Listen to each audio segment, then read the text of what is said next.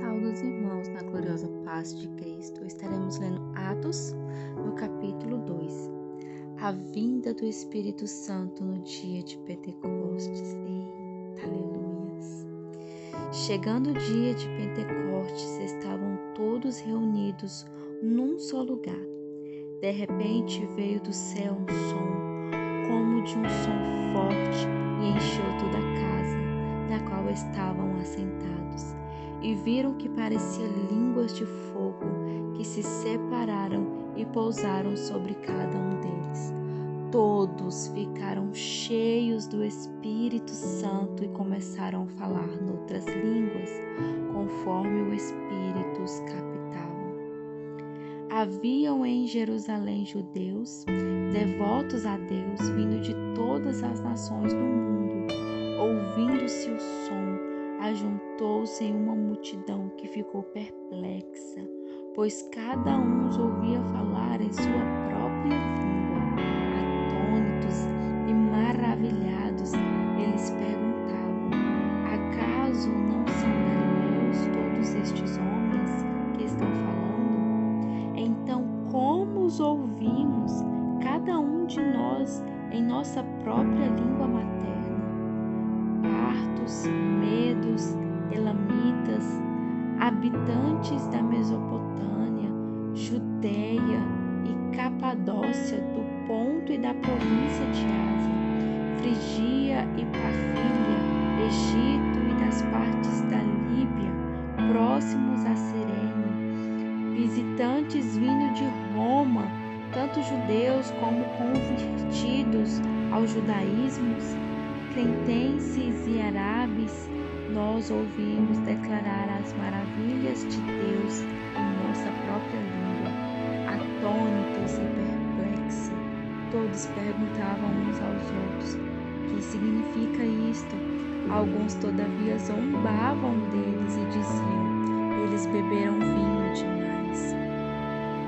A pregação de Pedro. Então Pedro levantou-se com os 11 e em alta voz dirigiu-se à multidão: homens da Judeia e todos os que vivem em Jerusalém, deixe-me explicar isto. Ouça com atenção. Então os homens não estão bêbados, como vocês supõem. Ainda são 9 horas da manhã. Ao contrário, isto é o que foi predito pelo profeta Joel. Nos últimos dias, diz Deus, derramarei do meu espírito sobre todos os povos. Os seus filhos e suas filhas profetizarão. Os jovens terão visões. Os velhos terão sonhos. Sobre os meus servos e as minhas servas derramarei o meu espírito naqueles dias, e eles profetizarão. Mostrarei maravilhas em cima do céu e sinais embaixo da terra: sangue, fogo e nuvens de fumaça. O sol se tornará em trevas e a lua em sangue, antes que venha o grande e glorioso dia do Senhor. E todos aqueles que invocam o nome do Senhor será salvo. Israelita, ouça estas palavras. Jesus de Nazaré foi aprovado por Deus diante de vocês por meio de milagre, maravilhas e sinais que Deus fez entre vocês por intermédio dele, como vocês mesmos sabem. Este homem lhe foi entregue por propósito determinado e pré-conhecimento de Deus. E vocês, com a ajuda do homem perverso, o mataram, pregando-o na cruz.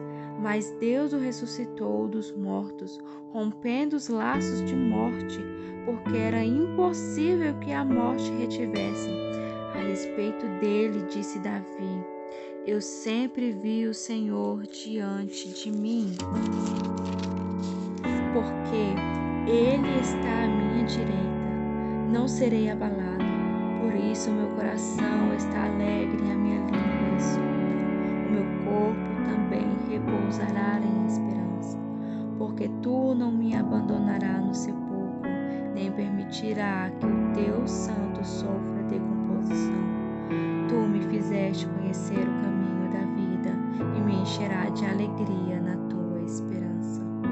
Irmãos, eu posso dizer-lhe com franqueza que a patriarca Davi morreu e foi sepultado, e o seu túmulo está entre nós até o dia de hoje. Mas ele era profeta e sabia que Deus lhe prometera, sob juramento, que colocaria um dos seus descendentes em seu trono. Prevendo isso, falou da ressurreição de Cristo, que não foi abandonado no sepulcro e cujo corpo não sofreu decomposição.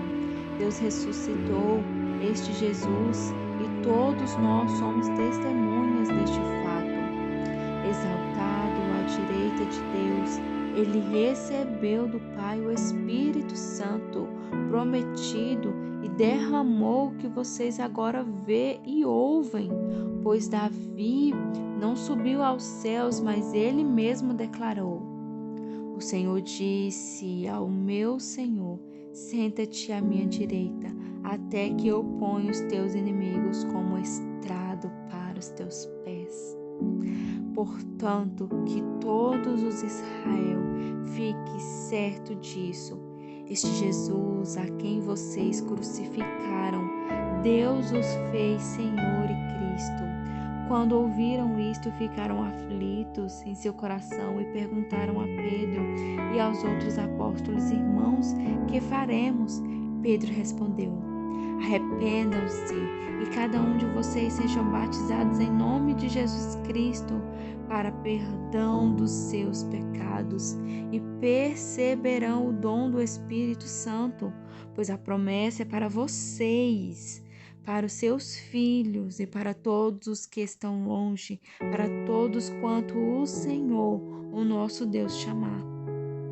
Com muitas outras palavras os advertia e insistia com eles: salve-se dessa geração corrompida.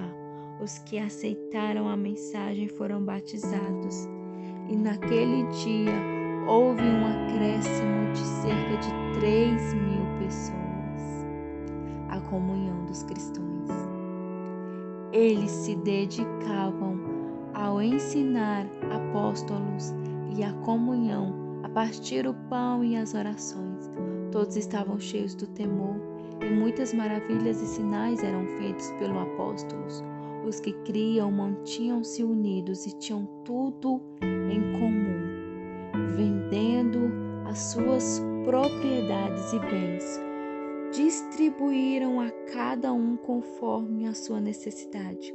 Todos os dias continuavam reunindo-se no palácio do templo, partiam o pão em sua casa e juntos participavam das refeições, como alegria e sinceridade de coração, louvando a Deus e tendo simpatia de todos os povos, e o Senhor lhe acrescentava diariamente aos que iam sendo salvos.